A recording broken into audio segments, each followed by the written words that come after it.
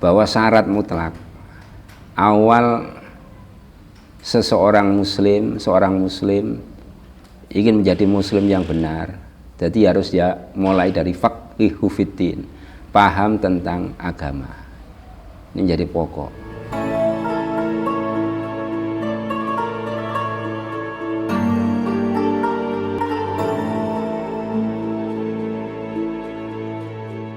Assalamualaikum warahmatullahi wabarakatuh.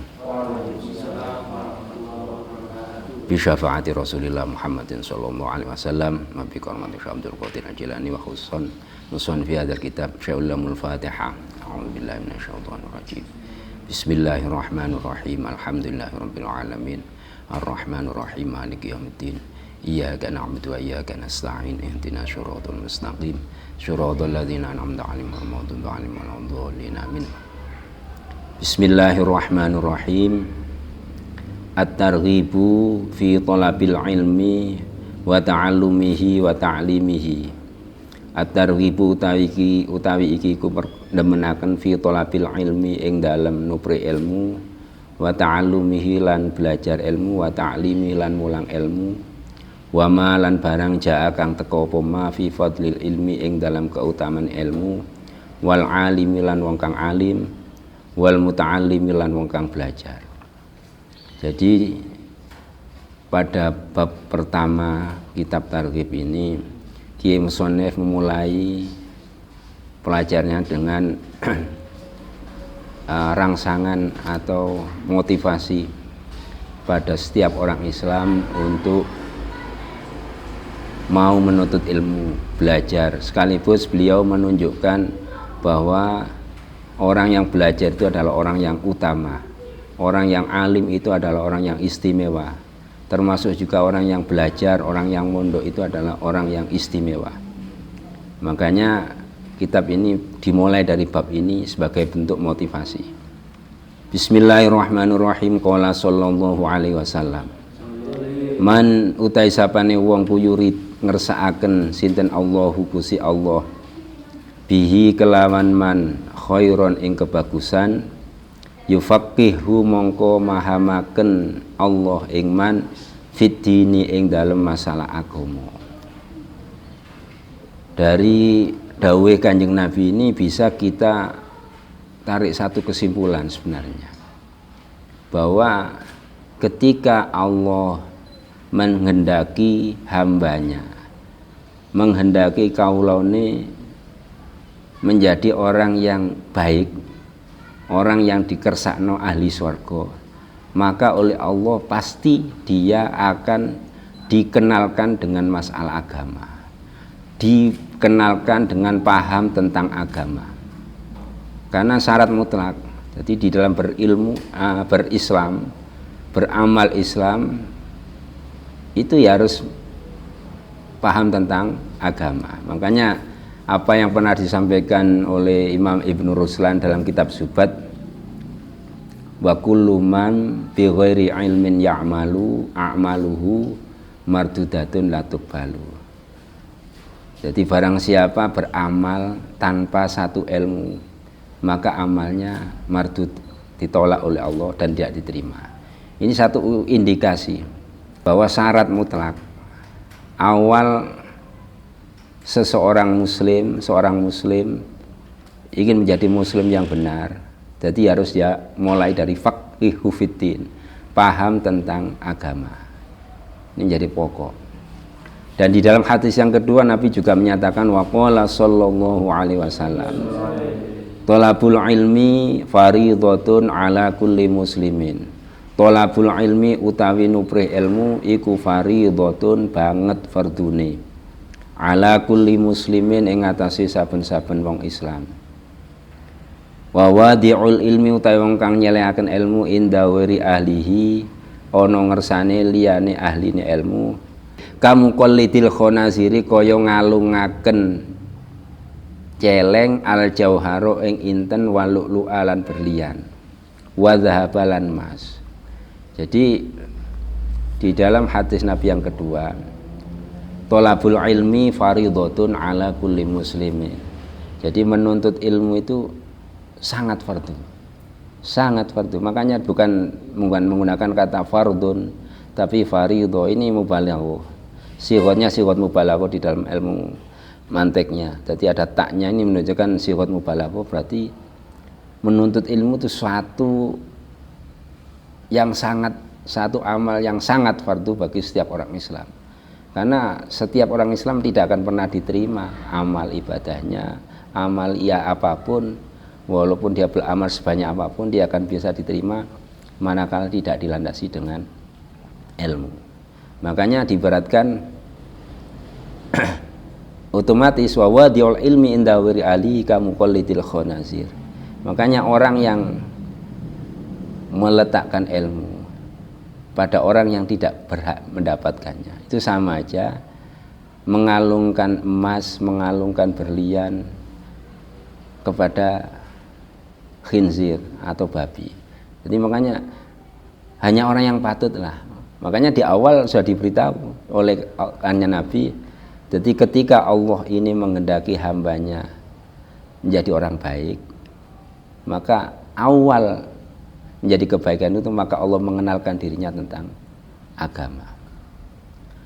Wa qala sallallahu alaihi wasallam, talibul ilmi utawi wong kang numpri ilmu iku tabsutu beber lahu krana talibul ilmi sinten al malaikatu malaikat ajnihataha ing suwine malaikat ridhon krana ridho bima kelan barang yatlubu kang nupri sapa malaikat ing ma.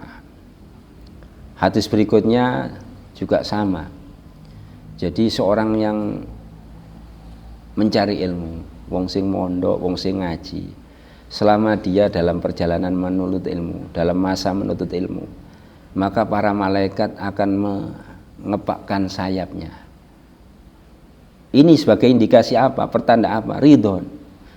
Karena malaikat tahu ini bukan orang sembarangan. Wong sing golek ilmu, wong sing dukur derajate, wong kang mulia derajatnya. Sehingga malaikat saja sampai beberno siwine terhadap orang-orang yang menuntut ilmu. Ini menunjukkan betapa mulianya orang ilmu sampai diberi penghormatan. Malaikat merendahkan dirinya, siwine diidek-idek wong sing golek ilmu. Ini satu kemuliaan. Memang orang menuntut ilmu itu adalah orang yang mulia. Makanya orang menuntut ilmu ini musyhada, orang yang berjihad di jalan Allah, makanya mulia. Wa qala sallallahu alaihi wasallam, man utai sapane wong kujaahu teko ing man opo ajaluhu titi mangsane man wa wa hale utai man iku yatlubu nupri sapa man al ilma ing ilmu laqiya mongko tetemu sapa man Allah ing Gusti Allah. Walam yakun hale ora ana iku bainahu antarane man wa bainan nabiyyin lan antarane para nabi kabeh illa darajatan nubuwati kejaba derajat kenabian.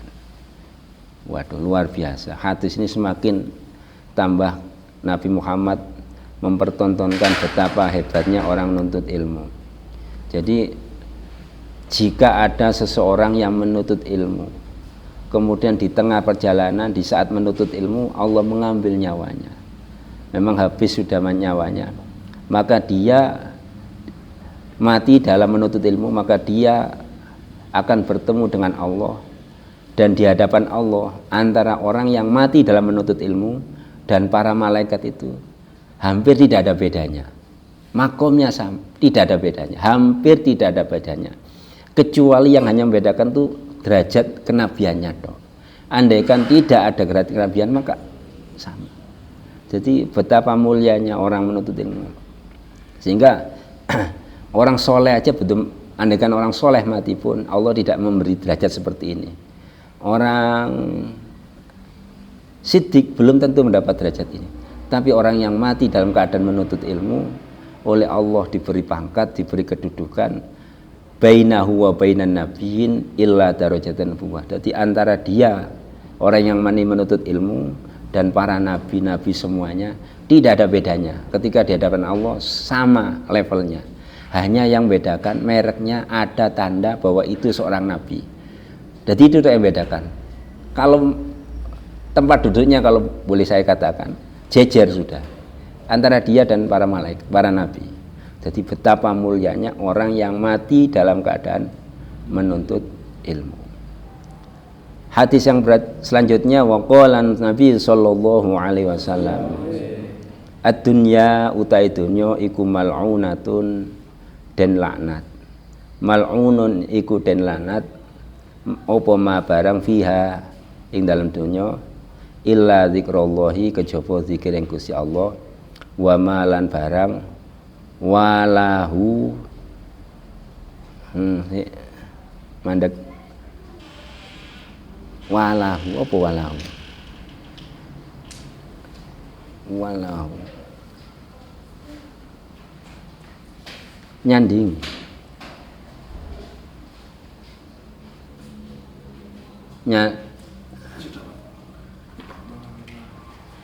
walahu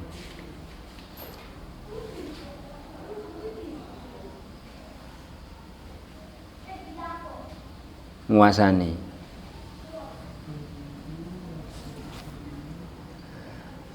soalnya akeh iki anune nyerupane nyandingi nyerupane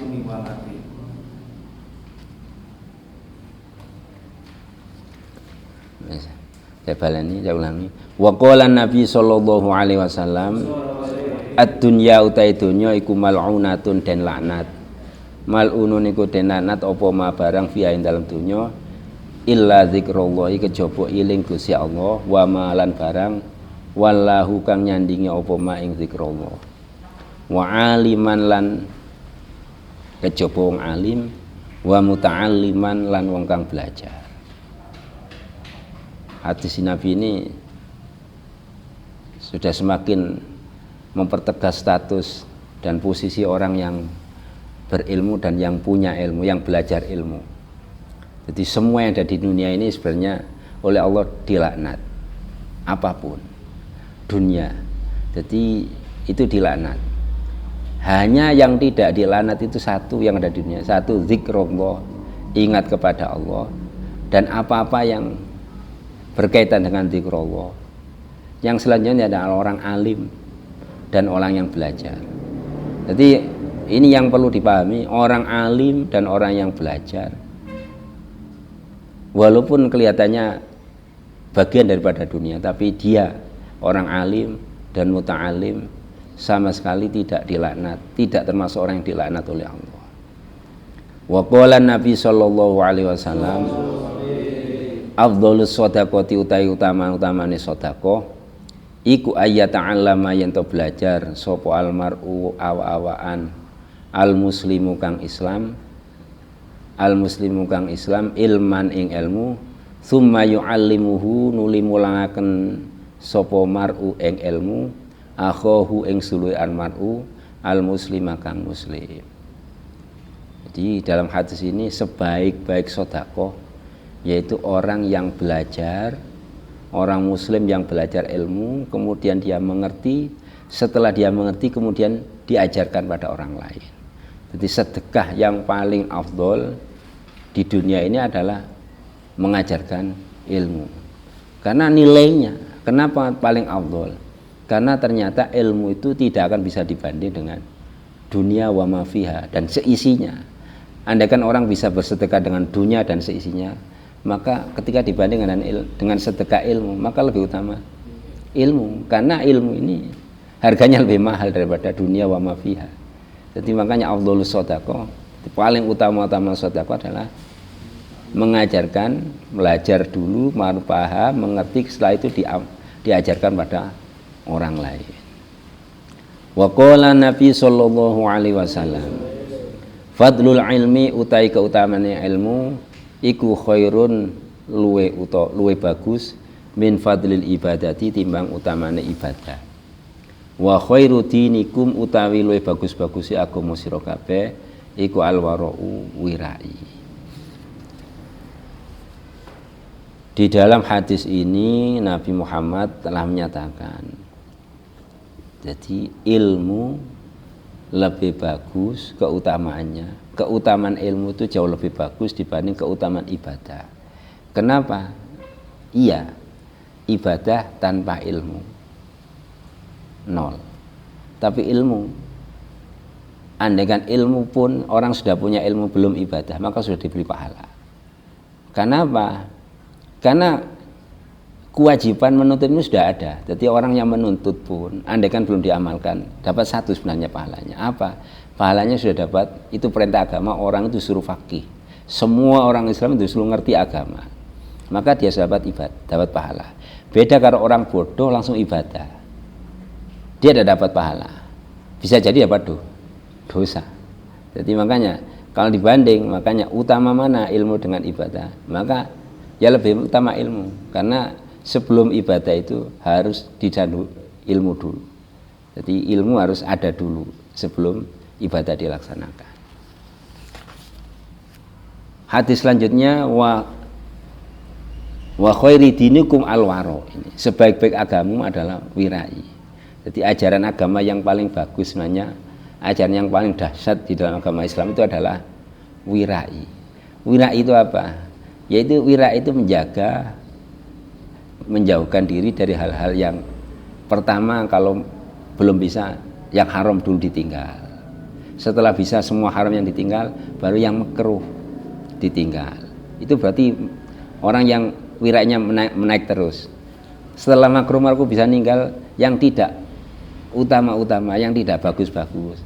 Contoh, biasanya di dalam hidupnya biasa makan 3 kali, terus karena dia mengurangi 2 kali, ini salah satu bentuk wirai. Apa nggak boleh makan 3 kali? Nggak apa-apa, mubah. Jadi meninggalkan kemubahan ini termasuk bagian pada waro. Makanya para sahabat Nabi itu, Sayyidina Umar sendiri mengatakan 1/10 dari perkara yang halal di dalam Islam itu telah aku tinggalkan. 9/10. Hanya yang aku ambil dalam Islam itu hanya 1/10-nya. Yang lain aku tinggalkan. Makanya sahabat ini luar biasa. Sesuatu yang halal aja beliau tidak mau memakainya. Apalagi yang makruh, apalagi yang haram, tambah lebih menjauh lagi. Ini karena beliau memakai dasar sifat wirai. Jadi rumekso dirinya menjaga dari jadi tidur umpamanya. Mestinya cara kesehatan itu 8 jam. Tapi bagi orang yang ahli wirai, ya ini sudah ngenano awal ya 8 jam. Kalau orang setiap hari tidurnya 8 jam, berarti andaikan diberi umur 60 tahun, yang 20 tahun ini hanya kosong karena dipakai untuk tidur toh. Lah sudah, bagi orang wirai ya dikurangi. Kalau bisa 1 jam dulu. 10 tahun lagi bisa dikurangi lagi 2 jam, tinggal 6 jam. Kurangi lagi 4 jam. Makanya para ulama-ulama salafun shalih, para kiai-kiai sepuh-sepuh itu tidurnya hanya 3 jam, 4 jam. Loh kok bisa? Kok kelihatan nggak sakit, sehat normal? Karena sudah terlatih sebenarnya, sudah terbiasa. Nah dari mana? Karena beliau menjaga. Jadi tidak mau menggunakan fasilitas halal tidur 8 jam itu, dikurangi demi menjaga ini kemuliaan saja. Jadi orang wirai itu orang kelas istimewa.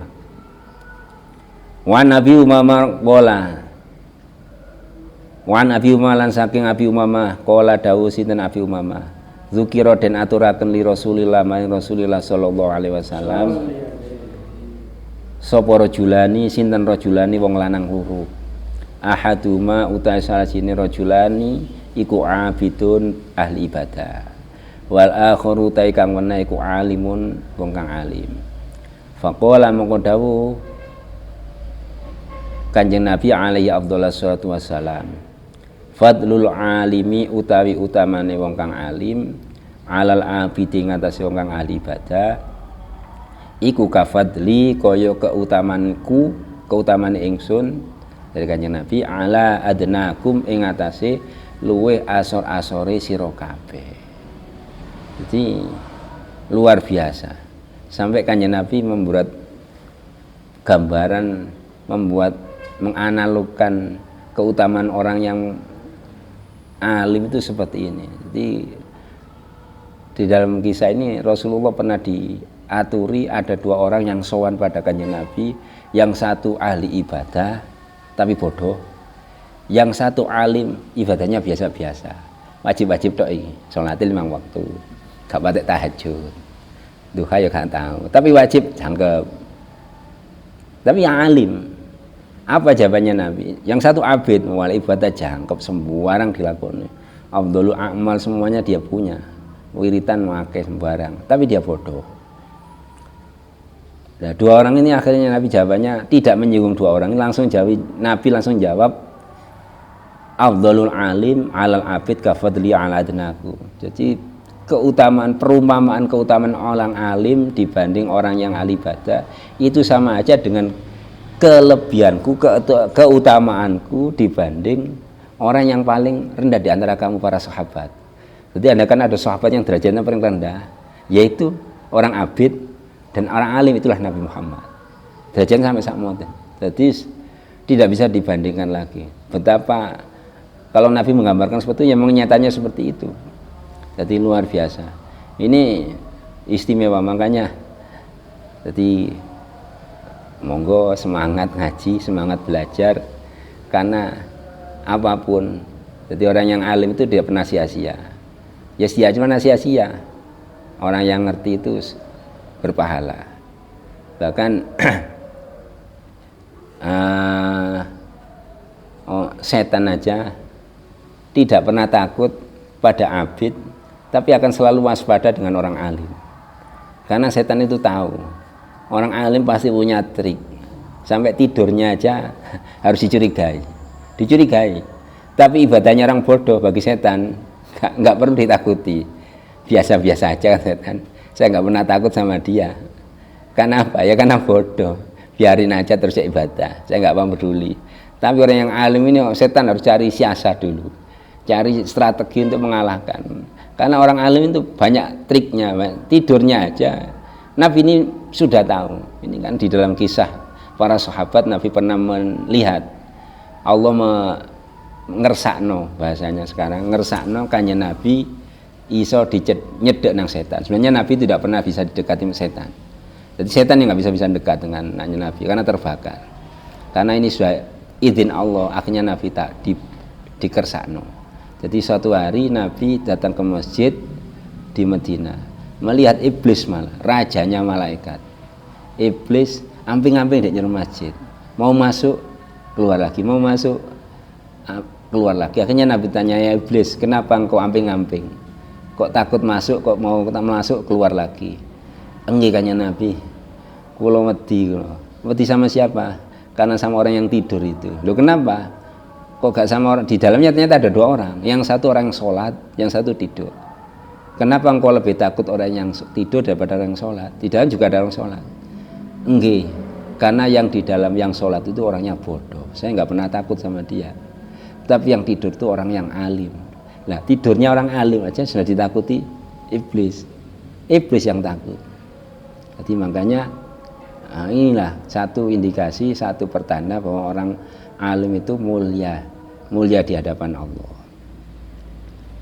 Qala Rasulullah sallallahu alaihi wasallam, innallaha wa malaikatahu, innallaha sunni Allah wa malaikatahu lan malaikati Allah, wa ahlas samawati lan ahli langit, wal ardi lan bumi, hatta namlata singgo semut, fi hujriha ing dalem lengi semut, wa hatal khutas lan singgo iwak luh, iku la yusalluna yakti padha ndongaaken sapa malaikat Allah, malaikat ahli sama, ala muallimi ing atase pira-pira mulang annasa ing menungso al khaira ing bagus. Wa qala muallimin nasa ing atase pira-pira wong kang mulang menungso al khaira ing bagus. Jadi dalam hadis ini Allah, para malaikat tidak pernah henti-hentinya selalu mendoakan. Bahkan sampai semut pun di dalam lubang lengnya itu, ikan laut yang ada di lautan, semuanya setiap saat akan mendoakan dapat rahmat. Bagi siapa? Bagi orang-orang yang mengajar, orang yang mengajar manusia tentang ilmunya Allah.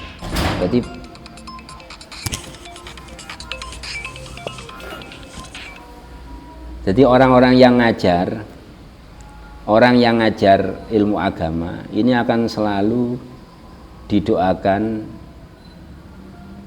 diberi rahmat oleh Allah, didoakan malaikat, bahkan ahli sama wal ard. Ini kan makanya tidurnya orang alim kenapa kok istimewa, diamnya orang alim kenapa selalu ibadah dan selalu dapat pahala.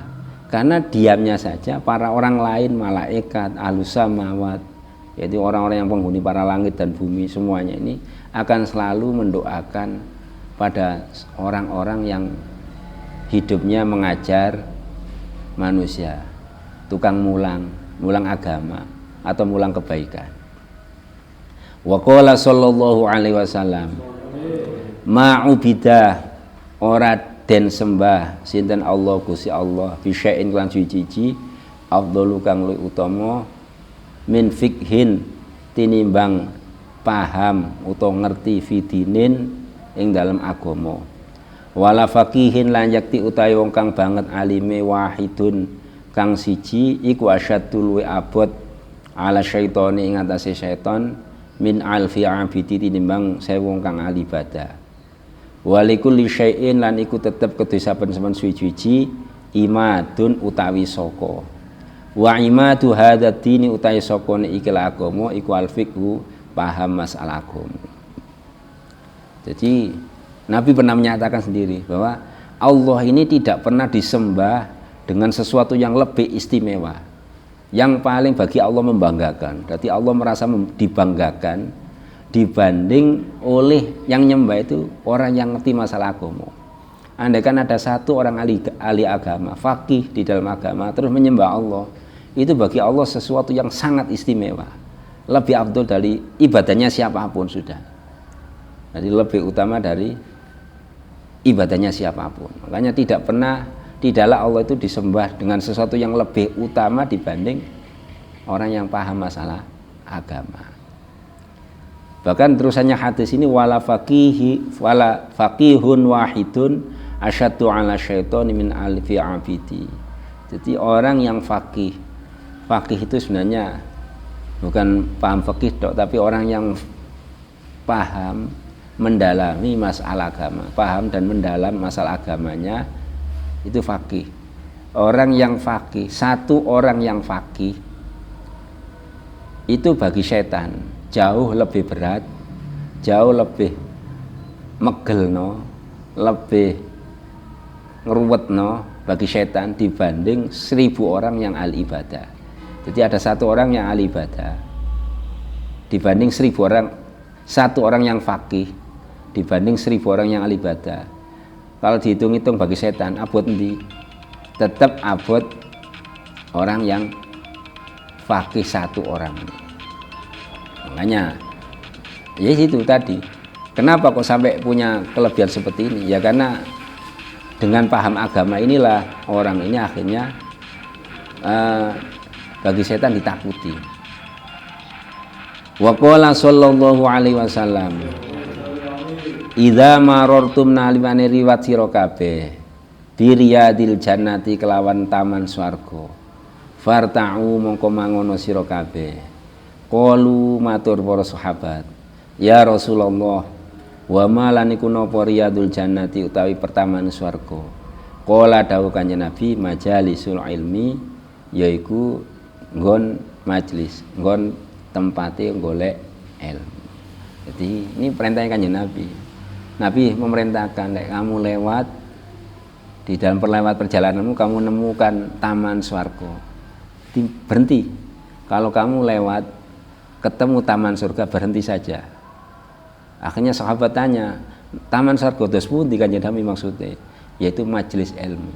Jadi kalau di sampean kebetulan lewat itu ada tempat ngaji, ada orang ngaji, disuruh berhenti karena kamu sebenarnya masuk podo ambek mlebu nang taman surga. Jadi Nabi mengibaratkan majelis ilmu ini adalah majelis riyadul jannah, taman surga. Jadi tempat mencari ilmu taman swarga. Jadi istimewa sekali. Jadi kesimpulannya orang yang belajar itu punya derajat luar biasa. Orang yang mengajar ilmu derajat luar biasa. Dan orang yang mengamalkan ilmunya itu pasti akan diterima oleh Allah. Sebab apa? Sebab bil ilmi, sebab ilmunya. Jadi kalau hanya mengamalkan tanpa ilmu, maka semua amal ibadahnya oleh Allah Walaupun benar pun kalau tidak ada ilmunya, maka mardudah, ditolak oleh Allah Subhanahu wa taala. Demikian kurang lebihnya. Assalamualaikum warahmatullahi wabarakatuh.